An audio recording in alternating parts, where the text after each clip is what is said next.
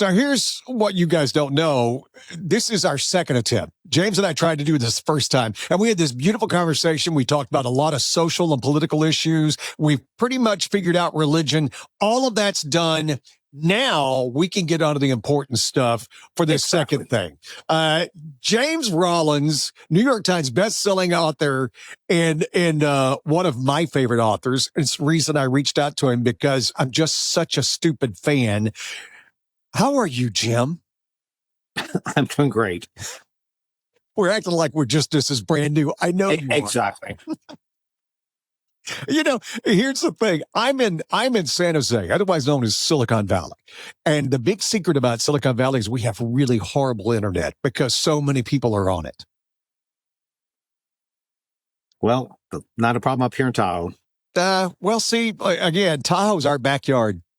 You know that as well. You used to live in Sacramento, and that's the beautiful thing about California is my sons have figured out it's actually true. You can ski in the morning and surf in the afternoon in the same day. Yes, you can. And we had 10-foot waves during this past storm that came through here. There was huge, gigantic waves. Wow, but you're that adventure guy anyway. You're one of those adrenaline junkies, aren't you? Well, I do. I mean, I like to keep busy because, writing's a solitary profession. You sit here in your office and you're sitting your butt all day long. So whenever I get some time to get away, it's walking the dog, it's kayaking, it's hiking, it's skiing, it's whatever gets me moving. Otherwise, it's difficult. But otherwise, in regards to the adventure, I went to the University of Missouri, Columbia, so Mizzou. And while everybody was doing float trips with, kegs of beer, I joined a caving club at Mizzou. And so we would go into these unmarked caves across because Missouri is cave central. There's a lot of pockets of little caves that no one knows about. They're usually on private land. You got to get permission to access these caves, and you go down and explore, and you try to get to the bottom of the cave, and there's a little recording journal you can put your name in saying, see, I got here. So it was a great deal of fun of just, exploring theoretically sites that no one's ever seen before. No, thank you. No way. I don't like falling down hills with pieces of wood or fiberglass strapped onto my feet, but I would take that all day long before I would go into a dark, dank cave and possibly get stuck like that kid in Utah did, that they literally had to fill in the little tube and don't let you in there anymore. How do you push past that fear? Because I know you're smart enough to realize I could die trying to have fun. How do you push past that? Again, I can't say that my first trip down a cave wasn't a bit claustrophobic. You just sort of have to get used to that, trust that these rocks have been there for a long period of time, and you're not there by yourself. You're with experts that know what they're doing. You train with rope work, so you're not just going like, let's just slide down this cave with no protection. You're going there with some semblance of expertise. These weren't just going for the fun of it. We were trying to be efficient about it. My very first book, which I got a copy right here, Subterranean. The first book I wrote takes place entirely underground because basically I learned you should write what you know. So for my first book, I loved caving. So I wrote a whole, basically the entire book takes place 2 miles underneath Antarctica in a vast cavern system that's discovered under there. So I leaned on my caving background to build that novel. See, and that's the thing we talk about as far as going to the variety. I am a fan of the creative process. I am the idea, and you and I talked earlier. I'm an old English lit major, and I adhere to the fact that most English lit majors have a book in them, and that's where it should stay. I have no interest in trying to write a book. I love reading them. The idea of trying to create worlds, characters, situations, I think is the hardest job in entertainment, with the exception of maybe writing a symphony. Well,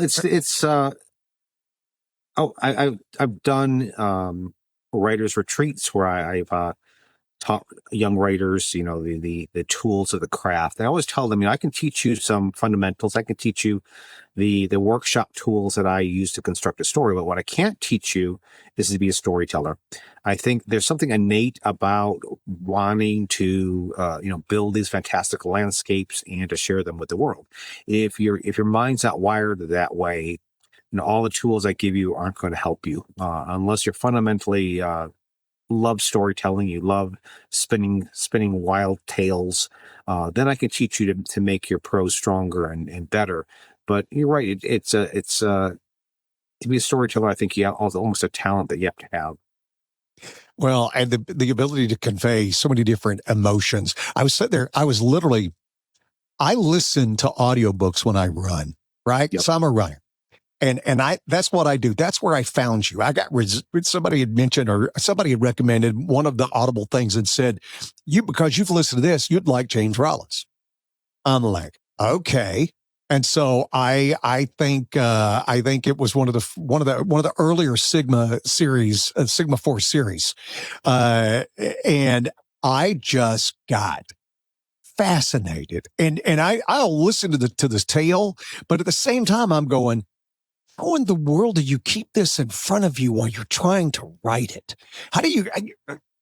It is wizardry. I tell you, wizardry. Yes, I'm a wizard. I admit it. No, it's, I've always got first of all, you have to come up with the idea. So, I'm always looking for three things. I'm looking for a historical mystery, some piece of history that I can maybe try to solve within the pages of the novel. I'm looking for a bit of science that makes me go, what if, where's that headed? How might that be a threat? Then I'm looking for, cool locations in which to set the story. And so I just collect those tidbits behind this computer right over there. There's whole set of file systems. It's disorganized. It's messy. I like that chaos. And I just throw in these ideas, that location, that bit of history, that bit of science. And I want to keep it to these set of file folders I have back here. If I don't, because I keep throwing so much stuff in there, it's easy for, one box to become two to become four. Then, before you know, it's James Rollins on Hoarders. So what I've got to do, I've got to go through there and get rid of things. Gosh, that author already handled or tackled that subject matter, so I can get rid of it. Or that science has changed or been proven wrong, I can get rid of it. And so in that process, once a month, I'm just sort of culling through there. That's where a bit of magic happens, in that when I'm doing that, all of a sudden on the floor in my hands will be this bit of science and this bit of history. And nowhere in my fetid imagination would I have just out of the blue connected those two, just because of happenstance and a bit of serendipity, that they end up in my hand at the same time. I go, oh, I can see how these two can become a story. And I'll do a little bit of research and I'll go, oh, no, I am totally wrong. That's not a story. And back in the box it goes. But oftentimes what happens is I'll do my research and then a snowball begins building. And I'll see more and more ways that they connect and cool ways that might be tangentially building into a bigger story. And then I know that's a story that I can file away and prepare for, a future Sigma novel or a standalone or whatever short story, even at this point, novella. So it's that incremental building of the story. It doesn't come totally birthed out of my head and an explosion of just vast knowledge. It's slow. Well, I love it and I was trying to describe that to my father-in-law one time because he's like, "You reading anything fun?" And I said, "Yeah, I think you'd really like James Rollins." And he's like, "Why?" I said, "He takes some like archaeological truth, something in the history, some basis of truth, and then he builds this story around it. And then he comes out at the end of the book and he goes, okay, this is what's true and this is what we made up and then like that." And I'm like, it's so much fun to be a part of the story, both enjoying the story and then at the end, let me tell you what's real, and let me tell you what's almost real, and let me tell you what could be real. I love that you do that. Yeah, I didn't do that in my early books. See, that was something I added later on in my course of writing 45 books. Why I started adding that was two reasons. Number one is I would get a lot of readers emailing me with that question. Is that real, or if so, where did that come from? And so I'd be answering the same question over and over and over again. So I thought, well, if I just put it at the back of the book, then that will solve a lot of that repetitiveness that I get via email. But I also did it because of 1-star Amazon review. It was, and I get them, it's just fine. But this one particularly just irritated me a little bit. It was like the review to put it in a nutshell was, hey Jim, I was really enjoying James Rollins' latest novel, really clicking along until I got to this part of the story. It was so outlandish, it was so ridiculous that it threw me out of the story, and I just couldn't finish it. Well, the outlandish bit was one of the true things, but I couldn't reach through the screen and throttle him and say, no, that's real. So I decided, just to support my fantastical elements of my story, I'm going to put it at the back of the book to, I also do it for you because if there's anything that raises your curiosity, I write popcorn fiction. I'll admit it. It's my stories are roller coaster adventures.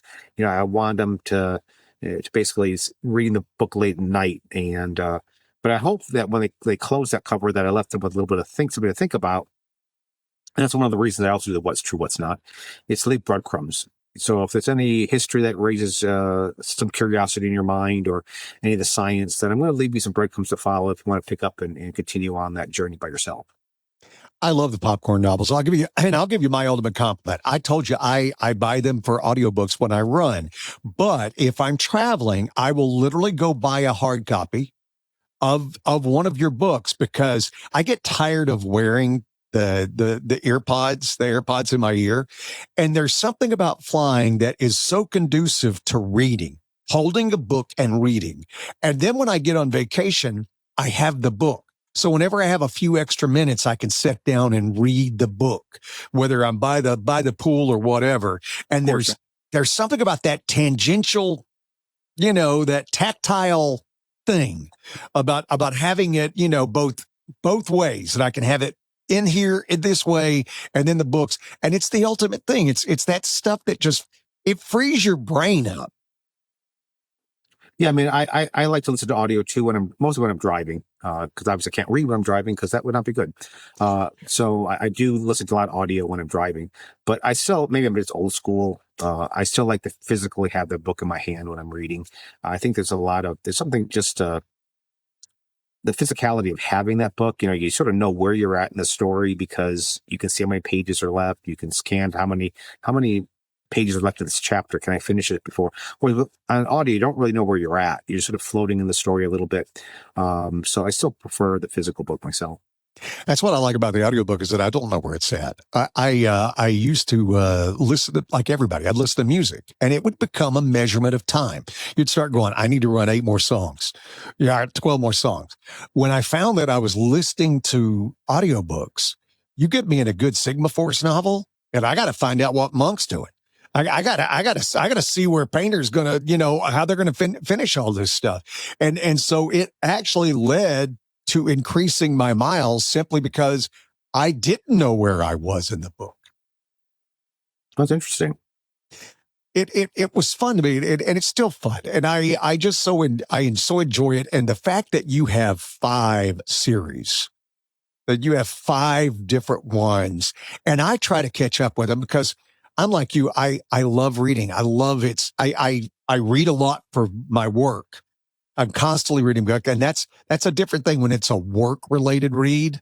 But when I just have time, I saw Jack Carr bemoaning this one time, that he got into writing because he loved reading. And now writing takes so dang much time, he didn't have enough time to read. I hear that. To me, I still, again, I had no formal training in writing. I career track to be a veterinarian. Did not take unlike you, there was no English lit background to me. It was just I took because you were smarter than me, Jim. Listen, English lit was where those who don't know where we're going go. So I had to learn on the fly, and what I found what helped my prose was that whenever I was writing during the day, I'd be struggling with something like how to do dialogue authentically, how to describe a character without having to look in another mirror. So it ties a little knot in your head during the day, but when I read at night, that knot begins to untie. I see how that author handled that dialogue or handled that description. And so, oh, now it's almost like reading by example. So if I write every day and read every night, I just found my prose was getting stronger and stronger. And to this day, I still love to read at night. I still read, I read quite a large volume. Usually I have 3 books. I have my Audible that's in the car. I have my bedside book that I'm reading at night. And then I have, usually it's a paperback, something I can carry around pretty easily, so if I'm in a, waiting somewhere, I can have a book that I can read on the side. So to me, I still read a lot. I mean, I still adhere to it. I take notes when I read. To this day, I'll read something like, oh my gosh, that's really cool what that author just did. And I will, chuck it into my little toolbox of resources.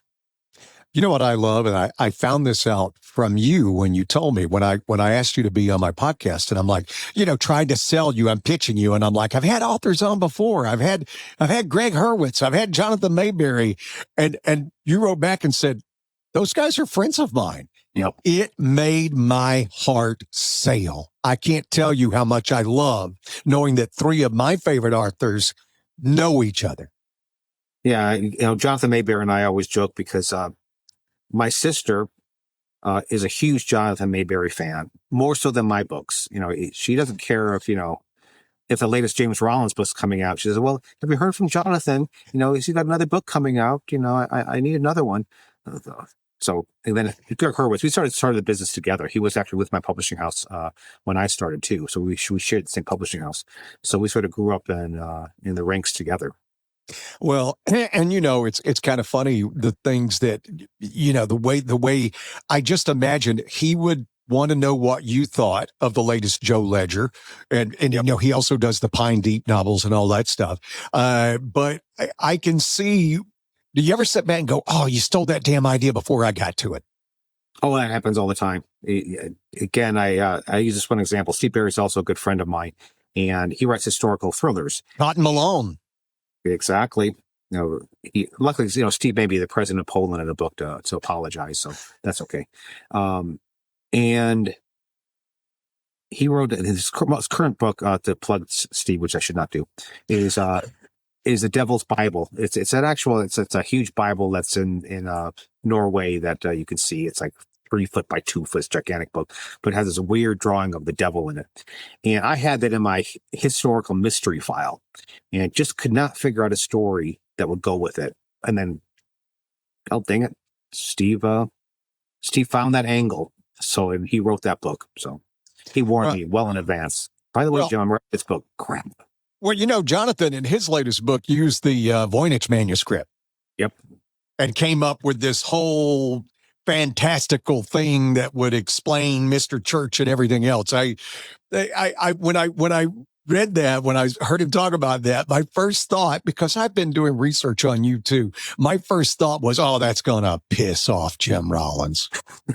Again, I got the Voynich manuscript. I tend to just mention it occasionally in the books, but I've not built a story around it because I could not figure an angle in that story either.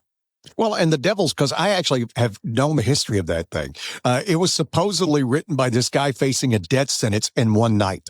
Yeah. And it's that's the mythology of it. But you're right. It weighs like 150 pounds or something like that. I mean, it's this huge thing. Yep.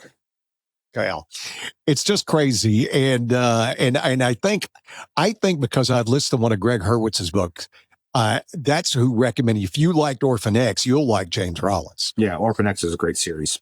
Well, and it's fun. I'll tell you the truth. My son goes to high school here in San Jose, and they did this little, they do out a little yearly magazine, and it goes alumni.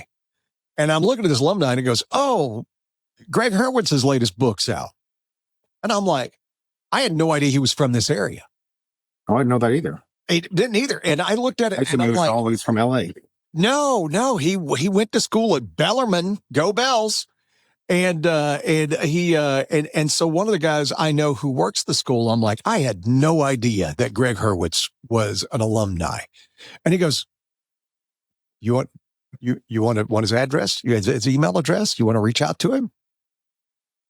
Yes. Yes, I do. And so I've had a chance. I was telling you, I've had a chance for the last couple of years. I've got to host his book signings and stuff. Oh, nice. Yeah. And so Yeah. And now I get to tell him, hey, thanks to you, you helped me close the deal with Jim Rollins. Well, like he's going to care. You know, you guys do care. What do you guys do when you guys get together? I would love if I could sit at the table, during happy hour with you guys. I promise I would not say one word, but I would soak in everything you guys talked about. At Reed Animal Hospital, they treat your pet as if it was their own. Now, I'm a very satisfied customer. I can tell you they mean that. It's not a chain. It truly is about helping you and your pet enjoy life together. Dr. David Reed and his entire staff take the time to get to know you and your pet. I can tell you what I like. He's helped me better understand what my dog Luna needs and how I can take care of her more efficiently and kindly. Find them online at reedanimalhospital.com. 2 locations, Saratoga and Campbell. Little secret from me to you, Dr. Reed actually gives you his cell number so he can answer your questions and concerns. They really are committed to you and your pet.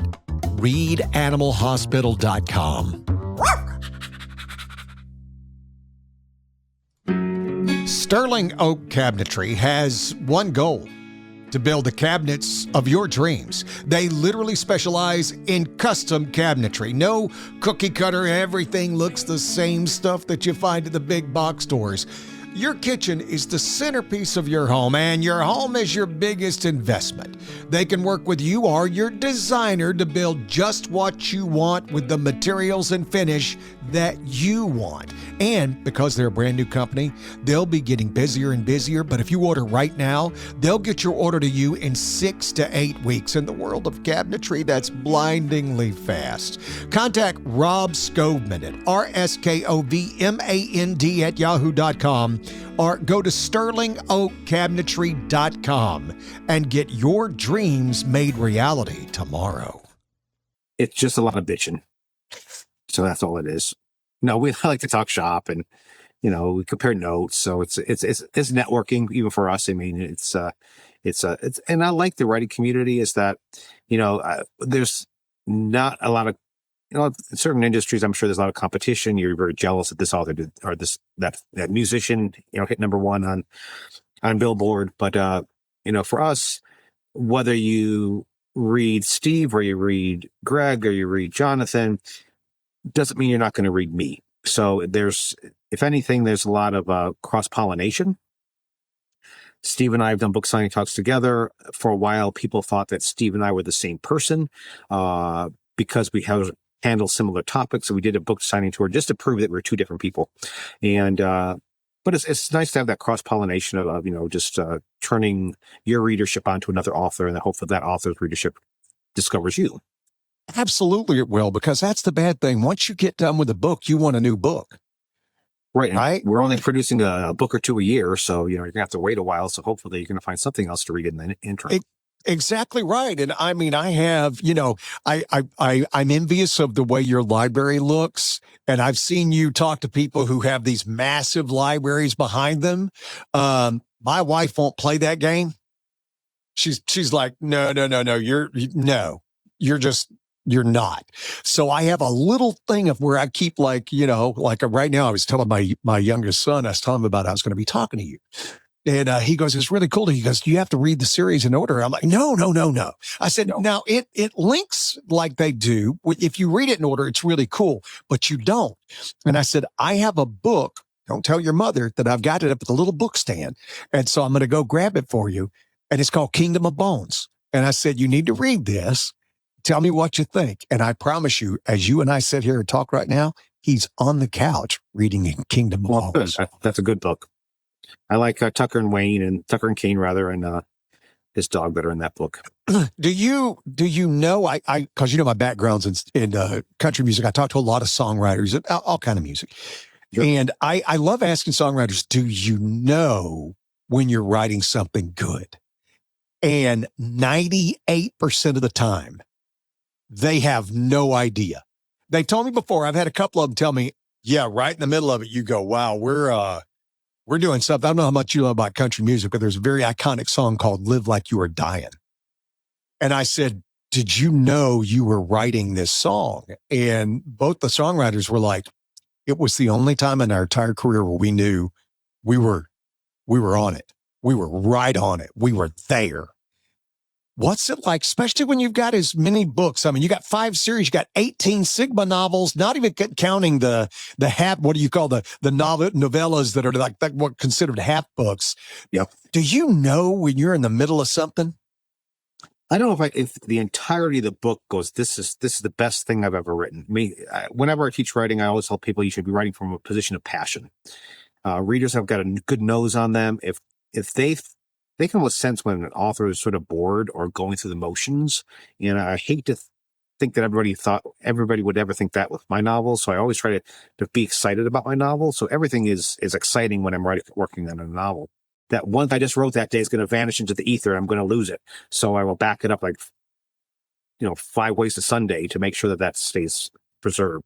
But I can't say that ever I thought a whole entirety of book, this is going to be my magnum opus. This is the one that's going to change me. Probably the closest to coming to that was Map of Bones. I was getting a lot of pressure from my publishing house to do a series. They're like, do a series, Jim, do a series. Well, I didn't. I like doing standalones. I like doing these individual adventures similar to Michael Crichton. But when I discovered Sigma, I thought, I could do a series based on a team. And so I've told this on book talks. The reason why I was resistant to doing a series was what I call the Jessica Fletcher syndrome. Jessica Fletcher from Murder, She Wrote. Here's this old woman in Cabot Cove that's always stumbling over dead bodies. I've never stumbled over a dead body in my life, so why is she always stumbling over dead bodies? So the suspension of disbelief becomes strained after a while. Also, it's hard to maintain jeopardy in a series character because if somebody pulls a gun against Jessica Fletcher's head, as much as you hope that the gun goes off, it doesn't because, you've read TV Guide, there's another episode next week. So it's hard to maintain true jeopardy. So, by the way, I always thought the perfect ending of Murder, She Wrote should have been the revelation that Jessica Fletcher was a serial killer and she was killing everybody and framing everybody else to cover her crimes. Then she was actually the character from the Manchurian Candidate. Remember, she was in the Manchurian Candidate, and you find out that she was Lawrence Harvey's mom. Now, what was funny about it is Lawrence Harvey was like 30 at the time, and Angela Lansbury was like 36 at the time.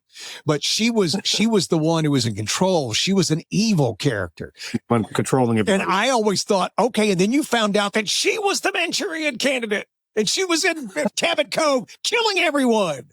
Well, that just proves it. There you go. But so again, when I discovered Sigma, I thought, well, I can build a series based on a team rather than as individual. So jeopardy can come from many different directions. As you well know, I'm very cruel to my characters. I've knocked off major characters. Just to cut off Monk's head. Exactly. So my goal is to make you think that no one's safe. That jeopardy is there because Sigma can always recruit a new member. So no one is necessarily safe in that universe. Well, I love the way you thought about it because same thing. I was trying to explain this to my son the other day because he knows I read and stuff. And I said, what makes the Sigma thing cool is it's characters. So they can switch around. I said, when you're listening to Jonathan Maber, when you listen to Joe Ledger, what you're listening is to different characters and how they relate to Joe Ledger. That's, Joe Ledger's in every scene almost, but it's all about Joe Ledger. I said, what I love about Sigma is I can spend time with Kat. I can find out what's going on with Painter Crow. I can see how Gray and Seishan are planning their wedding. I mean, I get to have that time away and it's just dedicated to those characters. Well, again, that's one of the things I like about having a series based on a set of characters, a group of characters, is that in individual novels, I can shift that spotlight. Maybe in this book, I'm going to really look at that relationship between Gray and Seishan, but maybe next time we're looking more at Kat and Monk's relationship. As you can tell, I love your books.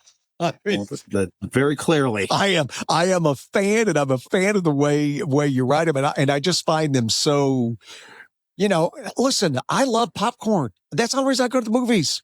And I'm satisfied when my wife and I'll every now and then go, I want popcorn for dinner. That's what I want. And it's everything I need it to be. Now, when it comes to these series, because I know this may be a little controversial take, will it go with you or will it do the Robert Parker thing with the Spencer novels and continue on without you? Have you ever thought about it? I know you've had to think about it. Oh, I've not thought about it. We've had conversations. I'm 64 years old right now, and I think at this point, people look at what's going to happen after you pass away. Again, I don't have contractually saying you can't do it, but I would prefer that they don't continue the series. I hope I get to where, I mean, I know arcs that from the beginning. I know where Gray and everybody, each individual is going to land. I've hinted at sometimes about some things that are, looking down the pike. But I know where everybody lands. I hope I get to live long enough to land those characters where they need to go. Well, yeah, because, if you're a fan of reading, we've always thought about that legendary mythical book, Black for McGee. Mm-hmm. From John D. McDonald, who had the Travis McGee series, which is really, that's the books that got me into loving reading. I love them. The Travis McGee novels, I can't recommend them enough. Even today, they still hold up because they captured early 1960s Florida. I mean, they just so well, because I grew up right on the Florida-Alabama line. But John D. McDonald died without resolving the character. And so there was this mythical story, because every title, I'm not explaining anything to you, I'm talking to the audience. Every title had a color in it. And like The Lonely Silver Rain and stuff like that. And everybody always said he must have written an ending called Black for McGee. And of course, it never happened, because there's too much money would have been made. Agatha Christie, she left an unpublished novel. So after she passed away, it was published. And it's a book where Hercule Poirot dies. So she did leave a book that concluded the life of her main mystery solver. Well, Arthur Conan Doyle killed Sherlock Holmes. That's true too. Yeah. And the outcry was so great, he had to bring him back. Well, I mean, look at Stephen King's Misery. I mean, there's you got to be careful killing off a character. As you remember from Kingdom of Bones, there's a moment in Kingdom of Bones where people stopped reading that book and sent me a bunch of hate mail, because I did look like I was knocking off somebody that was very close to most people's hearts. And so, boy, the amount of hate mail. I got to keep going. Just keep reading. Just keep reading. I'm faking you out. You just keep reading. I love as I've done my research by reading, but I also, I like to tell people, when you come to my studio, I know a lot about you. And most people, we've said, you've mentioned that you were a veterinarian, and you still do veterinarian work. You still volunteer and work on that. I do. I work with a group that traps feral cats, wildcats. And so they basically bring them to the shelter. And one Sunday for about 8 hours, I spay and neuter still. Again, I started that initially because of the insecurity of being a writer and stepping away from my main career. I thought, well, if this writing career retanks, I can always, grab my scalpel and go back to my real day job. But I enjoy it. It's I guess it's a hobby, removing genitalia from cats. But it keeps me entertained. Okay, that's the best line I'll hear all day today. You need to find a way to get that into one of your novels. I don't know. If you write that down and get that one in. And again, I have to ask you on this side too. Have there been talks about bringing Sigma to the screen? I mean, it would be the ultimate superhero movies. I can think of a zillion actors who would love to jump into those roles. So yeah, Amazon picked up the Sigma series for a potential streaming series. Last I heard, they've written the pilot. They've gone through a couple edits on the pilot. They're looking to attach talent. And then I have just waiting to hear from whether it actually gets fully greenlit or not. So, fingers crossed that we'll see that make it to Amazon streaming service. Do they let you have any say so? I remember. Nope. Do you? Do you get a little say so? No, not at all. I did not even know they finished the pilot until I passed an inquiry to my agent in Hollywood, and he was like, "Oh, let me check." And he goes, "Oh yeah, they finished the pilot. They've gone through 2 edits with them." But again, no input from me.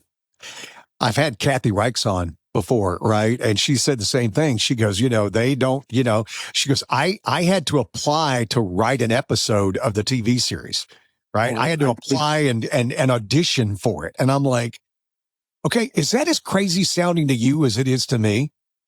She's like, that's Again, I mean, I think screenwriting is its own animal, its own beast. I think there's a certain novel writing and screenwriting. They're both writing, they're both storytelling, but they're two very different means. I mean, when you're screenwriting, it's everything has to be seen on the screen. There's no internal monologue that you get in a book, so it's a different beast. So I can see that maybe they question whether a novelist can really become a successful screenplay writer. And so I really have no objection not writing the screenplay, but I would like to maybe be involved in some input of direction of characters and maybe plot a little bit. But unless you're Stephen King or Brandon Sanderson with his Cosmere universe, if that level of largeness, they're just not going to give you much chance to give much input. I not to say that you have, but did you have a certain look? Did you ever envision certain actors? Because that's what we all do, right? We envision actors. I mean, that's how Mayberry describes people in his book. He tells you what actors they look like.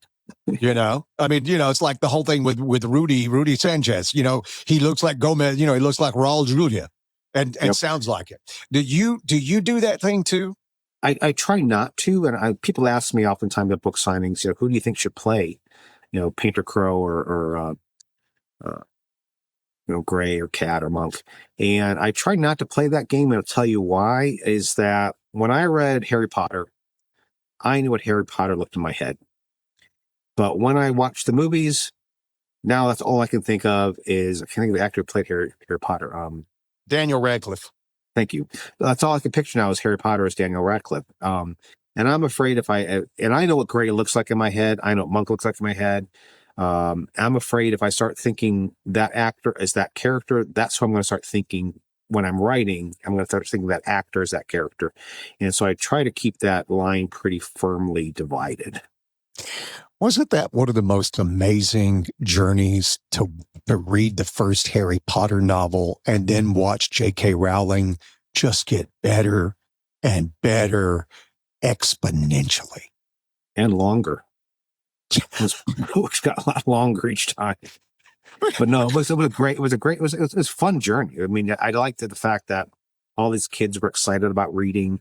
They showed videos or little shows and clips of people piling up at midnight into the store with people all dressed up in costume. And so it was exciting to see that enthusiasm from reading from such a young audience. Well, and watching her branch out. Do you ever read any of the Cormac? I did not read any mystery novels. I didn't really the Robert Galbraith stories. Yeah, read Robert Galbraith. Yep. No, I've never read any of them actually. If you ever get a chance, they're amazing. All right, I'll check them out. Yeah, they are really, really good. And again, if you want to put one on your audiobook, the guy who reads them is fantastic. That's good. Right? Maybe I'll do that thing. Yeah. I love a good narration. Well, and you got what, Christian Bocas? Yep. Yeah. And I remember the first time I listened to him, I'm like, my first thought, I thought he was going to look like a medieval wizard out of Arabia. I thought he was going to have jet black hair, long hair with a beard, because that's what he sounds like. And then I saw a picture of him and I'm like, and I should know better. I work in radio. I never look like anything you expect me to look at. Like, I can't tell you how many times I've had people. I remember with this one event, I was at this event and this lady looks up, and if you're not watching this on the YouTube, but you can imagine the face, she comes up to me and she goes, "Are you him?" and I looked at her and I said, "Oh no, I'm just here to clean up. He left about a half hour ago." Funny. I get comments sometimes on book sign. It's like, I thought you'd be taller. It's like, well, sorry. This is who I am. And the fact that I would judge Christian, like, oh, I thought you were going to look this. No. Yeah, after we're done today, I'm meeting with somebody who does voice acting, who does narrations for novels. That I met him on TikTok and found out he just lives around the corner from us. So we're meeting for the first time for coffee after this guy. I'm really curious about what that process is like and narrating how they bring that story to life. So I'm going to pick his brain. I had Scott Breck on with me, and who I think is just the best of all. And that's another reason you hate Steve Barry, is because he's got of course, Scott Breck. Yeah, and and Ray Porter does Jonathan stuff. Yep. And I just think and talking with Scott, it's just amazing. It is amazing how they create this. And I sit back and say, I use my voice for a living, but it's nothing I could do. That is not a skill set that I have. And it's crazy good when they have it, and they can do all these little different changes. And I can't imagine listening to like Archangel. I finished Archangel. And I can't imagine how much Christian hated you for that book, because they were the hardest damn things, Russian names, and giving them these, and like this, which means right puppy or something. But, the Russian, which means bright puppy, whatever. And those things that you have him read, I can't imagine. Do you ever have a chance to talk to him so he can cuss you out to your face? Yeah, I've talked to him several times, and he hasn't cussed me out, but he's very funny. I always tell people, sometimes authors will try to do not often, it happens quite often. They'll do readings at book talks, where they'll read from their books. And I learned early on, when I was sort of studying how to go do a book talk, again, no experience as an author. So when I got my first book published, I thought I better attend a few more author signings, but this time pay attention to what they're doing. And so when authors did these readings, I would notice that the audience was falling asleep. You see heads bobbing down, because unless you can do funny voices, unless you should not be doing your own readings. So I do not do readings of my books and my signings, because I've learned that does not work. Well, I was, I was at Greg's signing just a couple of weeks ago, and he reads, and and it's like, it's kind of cool hearing the author do it, but in the back of your mind, even as much as I love Greg Hurwitz, I'm going, yeah, you're no Scott Breck. Exactly. So unless you're not doing yourself any favors generally to do a reading. Well, hey, you ever come to the Bay Area and you got a bookstore, book signing, and you're looking for somebody to host it, your boy's here. All right. Well, I'll be at the Bay Area in another week, but for taking somebody for surgery, so that's probably not a good time to. Not if you're going to be taking out cats' genitalias. I don't. I got a collection. Save the unusual ones. Jim Rollins, as much as I thought this was going to be fun, you exceeded my expectations. You are just such a delight. I could waste your entire day, but I know you've got this coffee that you have to go have, and I am so grateful for your time. You can find him the James Rollins, his website. The books are great. The Sigma series. After you start them, if you've never listened to them, write your boy a thank you, because I know you're going to love them. Just write your boy a thank you, and that's all I'm going to ask of you. My friend, thank you so much, and I hope I can get you to do this again after your next novel comes out. All right, let's plan on it, and this time I will make sure my internet's functioning properly. If you can do that, your pay goes up a lot. Well, thanks, Gary. I appreciate it.